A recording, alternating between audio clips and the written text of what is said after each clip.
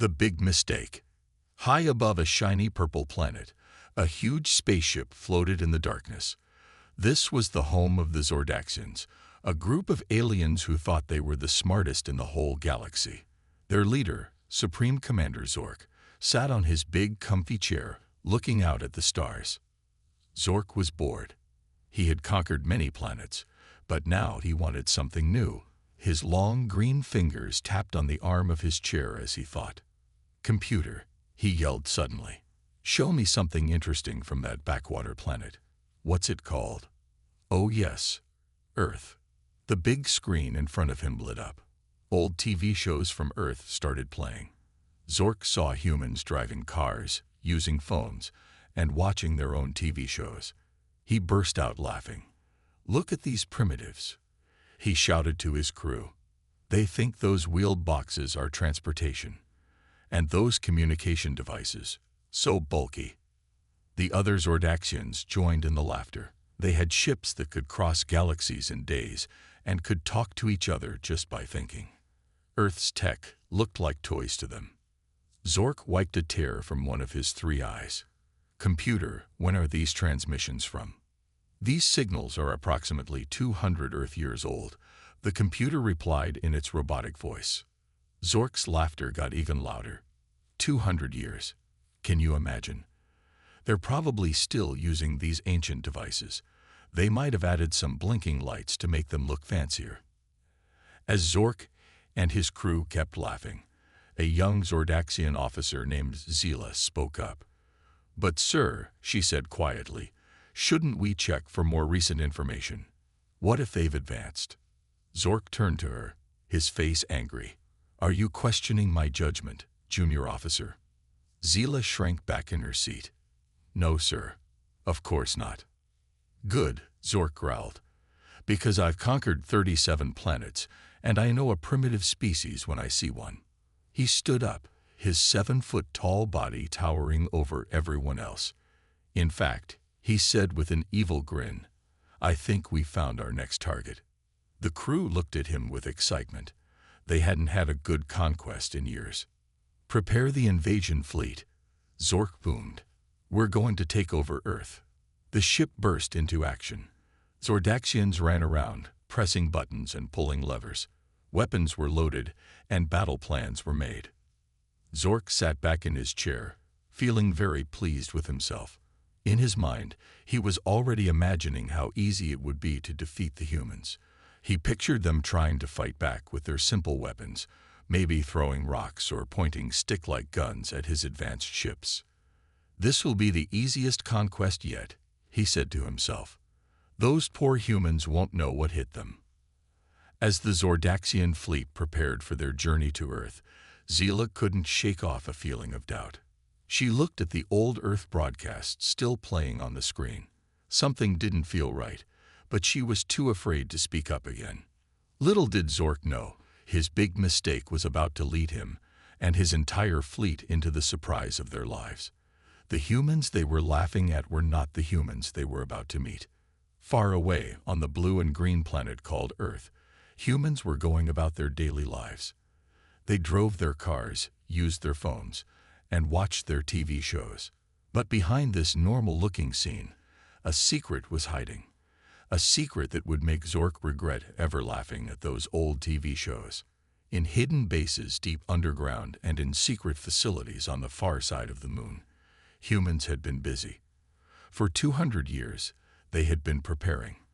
They knew that one day aliens might come, and they wanted to be ready. These humans weren't the simple creatures Zork imagined. They had ships that could change shape, weapons that could think for themselves, and technology that would make even the Zordaxians stare in awe. As Zork's fleet started their engines and began their journey to Earth, a silent alarm went off in a secret command center. The general looked at her screen and smiled. "Well," she said to her team, "looks like we're about to have some visitors. Let's give them a warm welcome they'll never forget." The stage was set. Zork, confident in his mistake, was flying towards Earth. And Earth, with its hidden power, was waiting. The galaxy was about to learn a big lesson: never underestimate humans. Earth's big secret. While Zork and his alien friends were laughing at old Earth TV shows, something very different was happening on the blue planet they were planning to attack. Deep under the streets of New York City, in a hidden base bigger than 10 football fields, General Maria Chen walked quickly through shiny metal hallways. She was heading to a big round room filled with screens and blinking lights. "Status report," she said as she walked in. Her voice was calm, but her eyes were sharp. A young man in a blue uniform turned to her. "General, our long-range sensors picked up the alien fleet. They'll be here in about 48 hours. General Chen nodded. She wasn't surprised. Earth had been waiting for this day for a very long time. "Activate Project Phoenix," she ordered. The room burst into action. People started pressing buttons, pulling levers, and talking into headsets. On the big screen in the middle of the room, a map of the solar system appeared. Little red dots showed where the alien ships were. General Chen turned to her second-in-command, Colonel Jake Thompson. "Jake, it's time to wake up the fleet." Jake grinned. "I've been waiting 20 years to hear those words, General." He walked over to a special console and put his hand on a scanner. A voice said, "Identity confirmed. Welcome, Colonel Thompson." Jake took a deep breath and said clearly, "Activate Operation Sleeping Giant." All around the world, hidden things started to wake up. In the deep ocean, giant metal doors opened on the seafloor. Huge ships, as big as cities, slowly rose from their hiding places. They looked like sea creatures at first, but as they reached the surface, they changed shape. Smooth metal sides appeared, and big engines came to life. On the far side of the moon, the ground started to move. A whole section of the moon's surface slid open, revealing a massive space dock. Ships of all sizes and shapes flew out, their engines glowing bright blue. Even in space, things were changing. What looked like old satellites and space junk suddenly came to life. They transformed into sleek, powerful warships, their weapons ready. Back in the underground base, General Chen watched all this happening on the big screen. She allowed herself a small smile. 200 years of planning and building, she said softly. And now it all pays off. She turned to the room full of excited people. "Listen up, everyone. This is what we've been preparing for. The aliens think they're coming to conquer a weak, primitive planet. Instead, they're going to meet the most advanced fleet in the galaxy." A cheer went up from the crowd. They had all worked hard for this moment, keeping Earth's big secret safe for so long. On one of the screens, they could see inside one of the new ships. It was amazing. The walls seemed to be alive, changing and moving. In the middle of the control room was a glowing blue ball of light. "That's ARIA," Jake explained to a group of new recruits. "Artificial Responsive Intelligence Assistant. She's the brain of our fleet, smarter than 1,000,000 computers put together." The blue ball pulsed as it spoke. "All systems are operational, Colonel. The fleet is ready for your commands." In another part of the base, scientists were putting the finishing touches on special suits for the soldiers. These weren't ordinary spacesuits. They could change color to blend in with any background, had built-in weapons, and could even fly in space. "Remember," one scientist was saying, "these suits can heal you if you're hurt. They're like a second skin, but 1,000,000 times tougher." As all this was happening, life on the surface of Earth went on as normal. People went to work, children played in parks, and no one seemed to know that aliens were coming. This was part of the plan, too. Earth's leaders had decided long ago to keep their advanced technology a secret, even from most of their own people. General Chen looked at the clock. 46 hours until they arrive, she said. "Let's run through the battle plans one more time." As she started the meeting, she couldn't help but think about the aliens heading their way. They have no idea what they're flying into, she thought. Earth isn't the weak planet they think it is. We're ready for them. More than ready. Little did the approaching aliens know, but Earth's big secret was about to become the galaxy's biggest surprise. Surprise attack. The big day had finally arrived. Zork's alien fleet was about to reach Earth. On his giant spaceship, Zork was feeling very proud of himself. "Look at that tiny blue planet," he said, pointing at Earth on the big screen. "Soon, it will be all mine." His crew cheered. They thought this would be an easy win. As they got closer to Earth, Zork frowned. He could see lots of old satellites and space junk floating around the planet. "Oh, how messy," he grumbled. "These humans don't even clean up their space trash. This will be easier than I thought." Little did Zork know, he was flying right into a trap. Down on Earth, in the secret underground base, General Chen was watching the alien ships approach on her big screen. "They've entered the outer defense zone," said Colonel Jake. "Should we spring the trap?" General Chen nodded. "Let's show these aliens what humans can really do.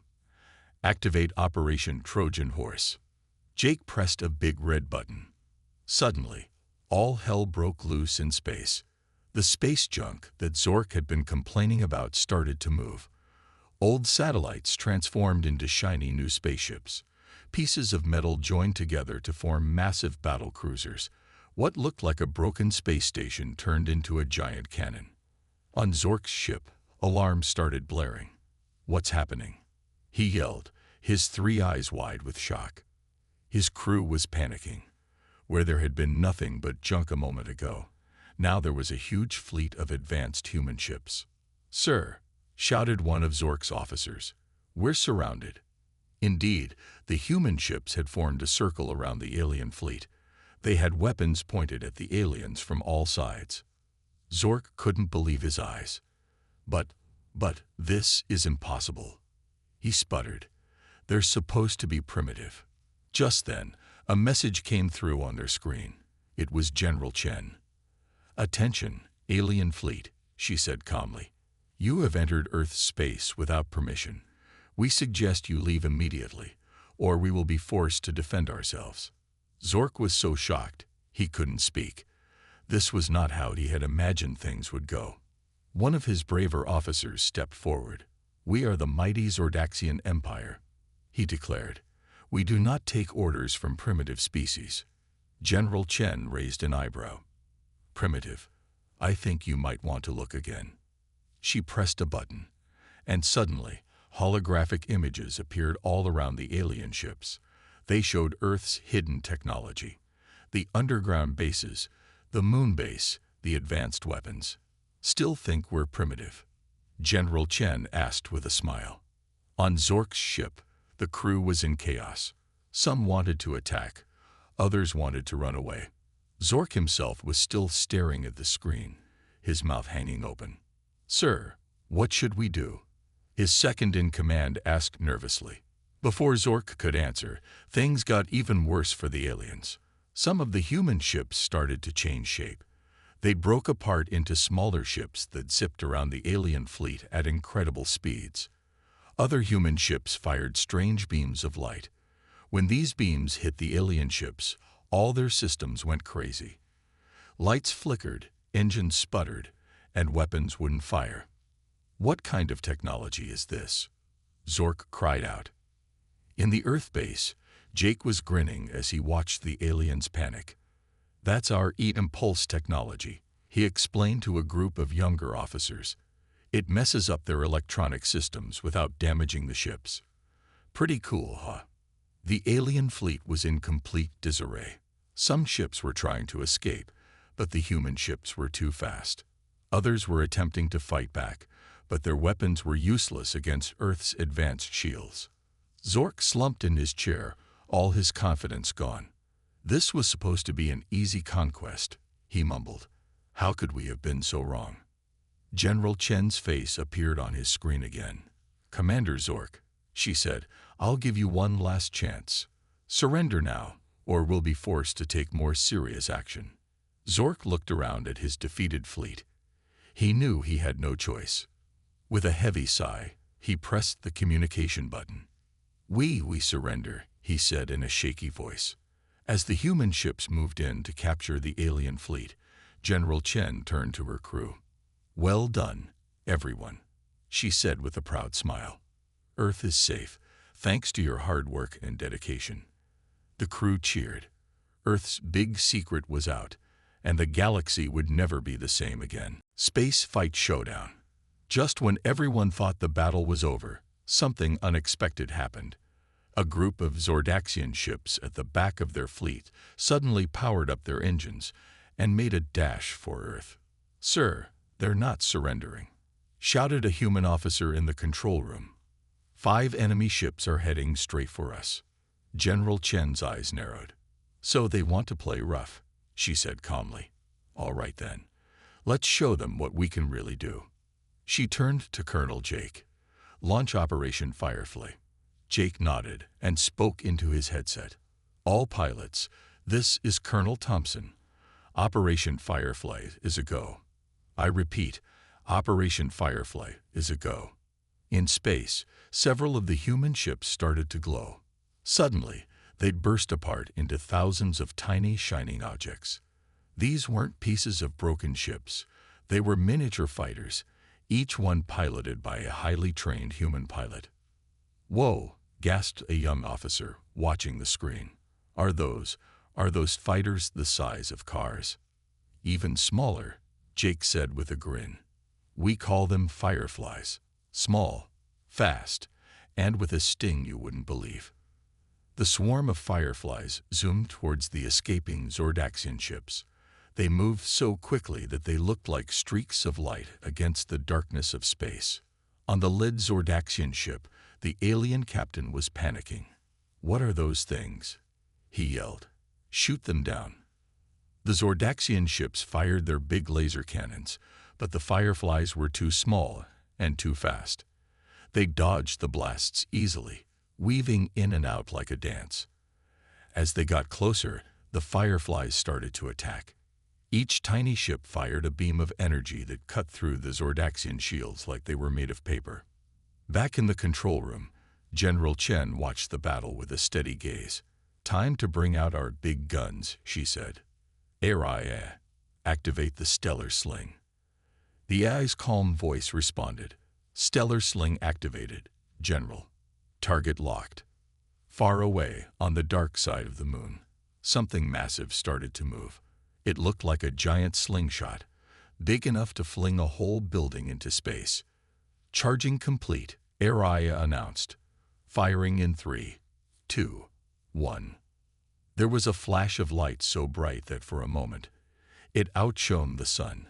A huge ball of energy shot out from the moon, heading straight for the largest Zordaxian ship. The alien captain saw it coming and tried to steer away, but it was too late. The energy ball hit the ship, wrapping around it like a glowing net. In seconds, all the ship's systems shut down. "Direct hit," Jake shouted. "Their flagship is disabled." The remaining Zordaxian ships tried to turn and run, but the fireflies were everywhere. They swarmed around the alien ships, taking out their engines and weapons. In the middle of all this, Zork's ship was trying to sneak away. But General Chen hadn't forgotten about him. "Oh no, you don't," she muttered.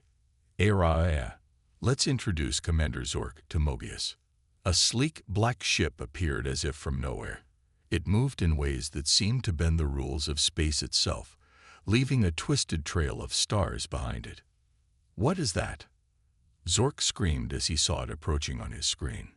The black ship, Mobius, flew circles around Zork's ship, so fast that it created a ring of distorted space. Zork's ship was caught in the middle, unable to move or fire its weapons. "Mobius has trapped the enemy commander's ship," Area reported. "Shall I bring them in, General?" "Do it," General Chen nodded. The space around Zork's ship rippled, and suddenly it vanished from the battlefield. A moment later, alarms blared in the human base. "Alien ship successfully transported to holding bay," Area announced. Jake whistled. "Teleportation. That never gets old." With their leader captured and their most powerful ships destroyed or disabled, the remaining Zordaxian fleet had no choice but to surrender for real this time. As the human ships rounded up the defeated aliens, cheers erupted in the control room. They had won. General Chen allowed herself a small smile. "Well done, everyone," she said. "But remember, this is just the beginning. Now the whole galaxy knows about us. Our real work starts now." As the excitement died down, Jake turned to the general. "So, what do we do with our alien guests?" General Chen's eyes twinkled with amusement. "Oh, I have a few ideas. I think Commander Zork might enjoy a tour of our primitive planet." As the human fleet returned to Earth with their captured aliens, one thing was clear. The galaxy would never underestimate humanity again. Humans get clever. The big space battle was over, but the humans weren't done showing off their smarts yet. General Chen knew that to really win, they needed to outsmart the aliens, not just outfight them. "All right, team," she said to her crew, "let's show these Zordaxians what human cleverness really looks like." First up was dealing with the captured alien ships. Instead of just locking them up, the humans had a better idea. Colonel Jake stepped up to a big computer screen. "Area." He called out, "Start Operation Jigsaw."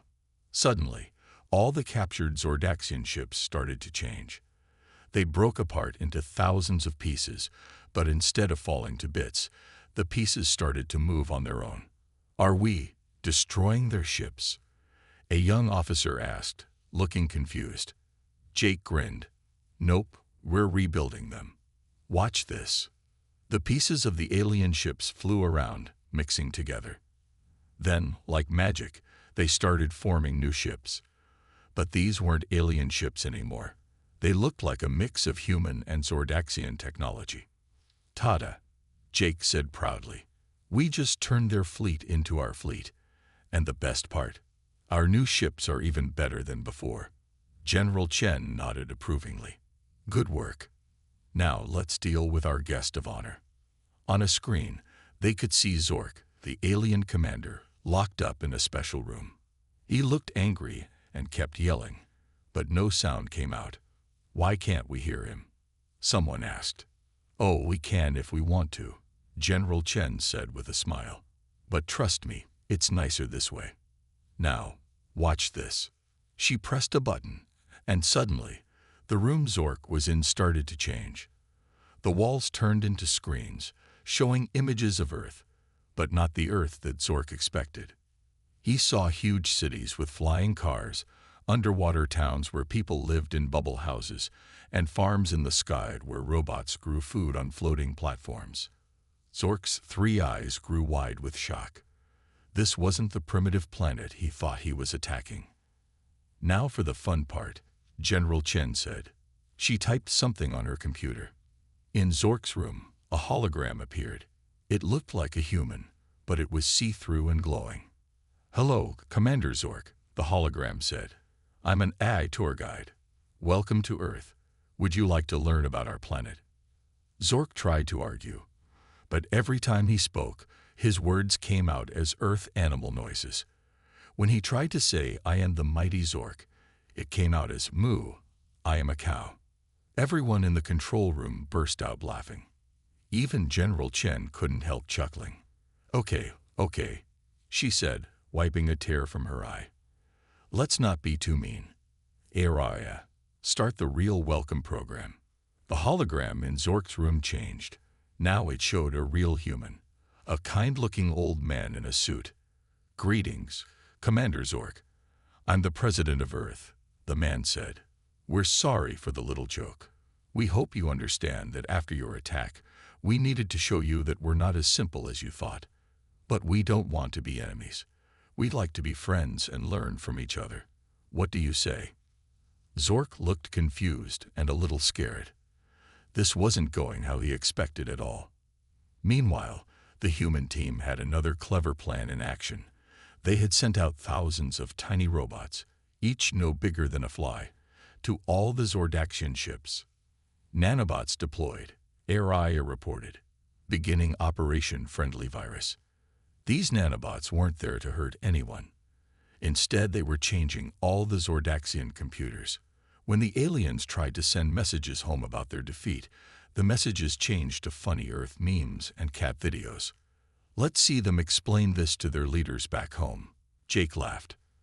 But the cleverest plan was yet to come. General Chen turned to her team with a twinkle in her eye. You know, she said, I think it's time we introduced the galaxy to the internet. Everyone looked excited. They knew that once the aliens got a taste of human culture, music, movies, and especially cat videos, they'd never want to fight again. As the team got to work on their galactic Wi-Fi plan, General Chen looked out at the stars. You wanted to see what humans could do, she said softly. Well, get ready, galaxy. We're just getting started. The battle was over, but humanity's clever revolution was just beginning. And it was going to change the universe forever. Aliens run away. The Zordaxian aliens were having a really bad day. First, they lost the big space battle. Then, the humans played all sorts of clever tricks on them. Now, things were about to get even worse.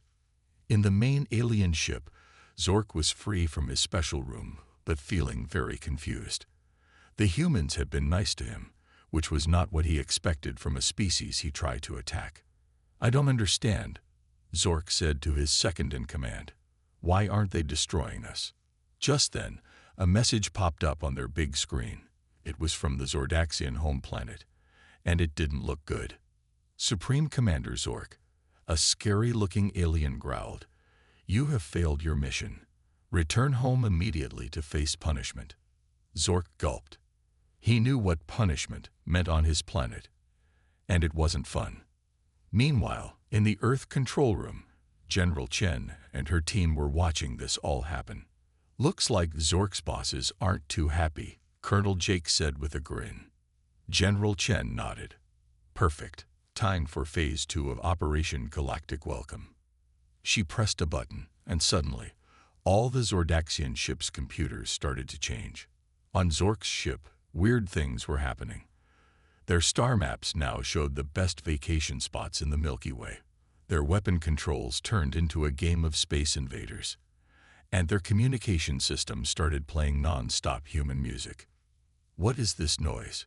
One alien cried, covering his ears as Dancing Queen by ABA started blasting through the ship. Zork was panicking. We need to leave. Now. But when they tried to start their engines, something even stranger happened. Instead of their usual engine noise, they heard a human voice. Welcome to Earth GPS. Your destination is home. Estimated travel time 2 light years. Would you like to hear some travel tips on the way? The aliens were so confused and scared that they did the only thing they could think of. They started to run away.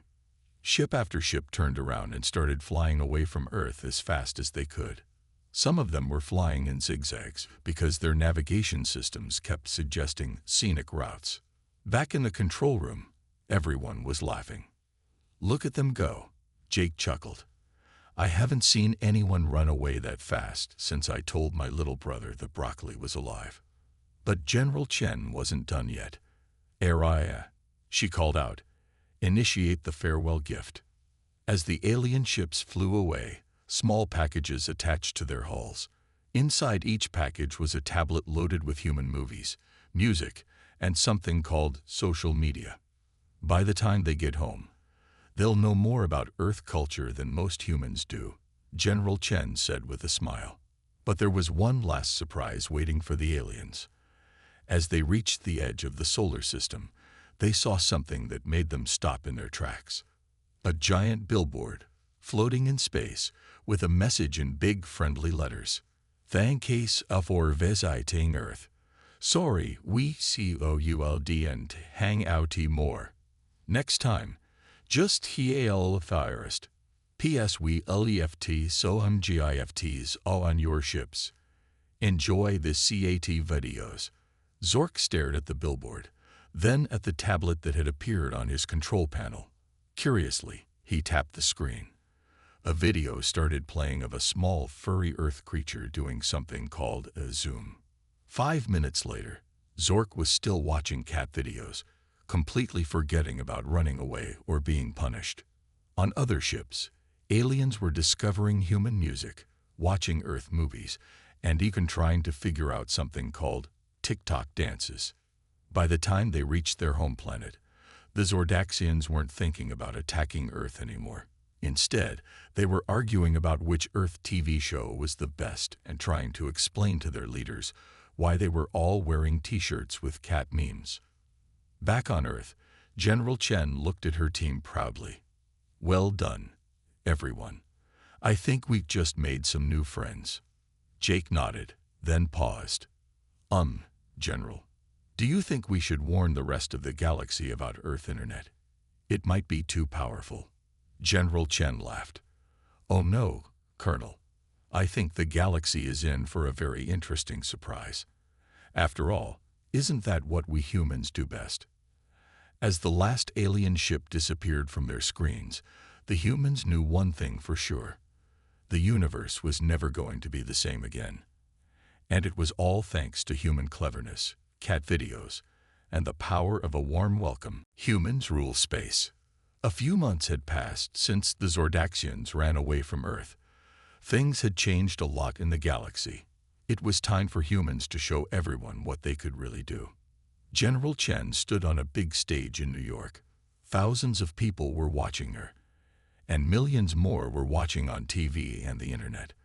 But it wasn't just humans watching. Aliens from all over the galaxy had come to hear what she had to say. People of Earth and friends from across the stars, she began. "Today is a big day. We're going to show you what humans have been working on all this time." With a dramatic wave of her hand, the sky seemed to open up. A massive space station appeared, hanging in the air like a shining city. "This is Starbase Alpha," General Chen announced proudly. "Our new home in space, and a welcome center for all friendly aliens." The crowd went wild. Aliens in the audience looked amazed. One little green alien fainted from excitement. But that wasn't all. Colonel Jake stepped up to the microphone next. "And now," he said with a big grin, "let me introduce you to our new friends, the Zordaxians." Everyone gasped as Zork and a group of his alien friends walked onto the stage. But they didn't look scary anymore.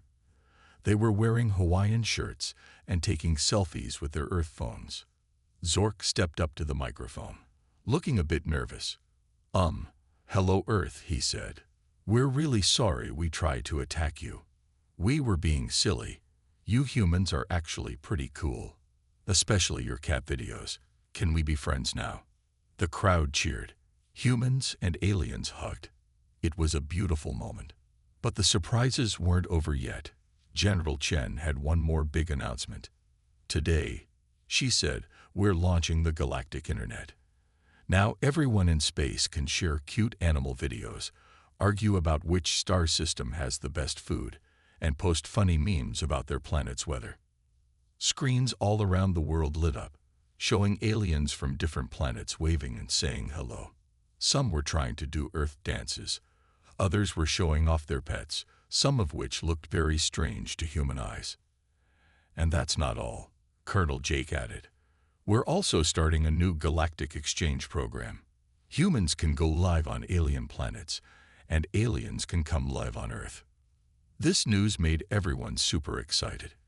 Humans started dreaming about vacations on planets with 3 suns. Aliens wondered what it would be like to try Earth ice cream. In the crowd, a young human girl raised her hand. "But what if some aliens still want to be mean to us?" she asked. General Chen smiled kindly. "Good question," she said. "That's why we've created the Galactic Peace Force." On a big screen, they showed a fleet of shiny spaceships. They weren't scary warships.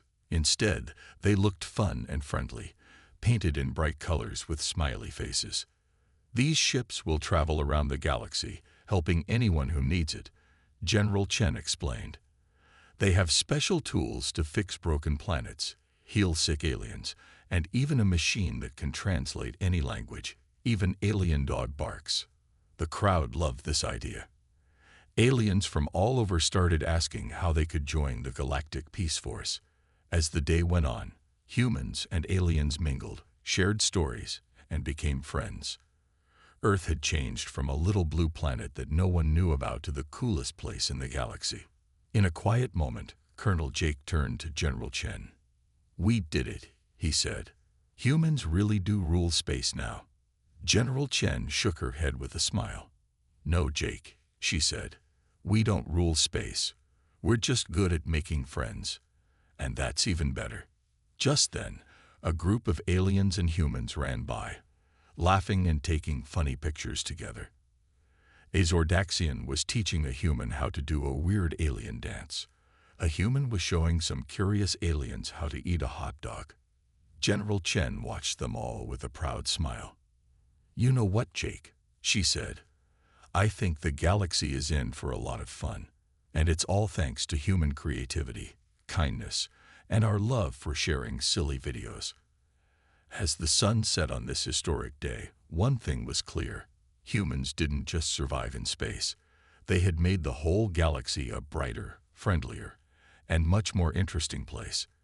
And this was just the beginning of their greatest adventure yet.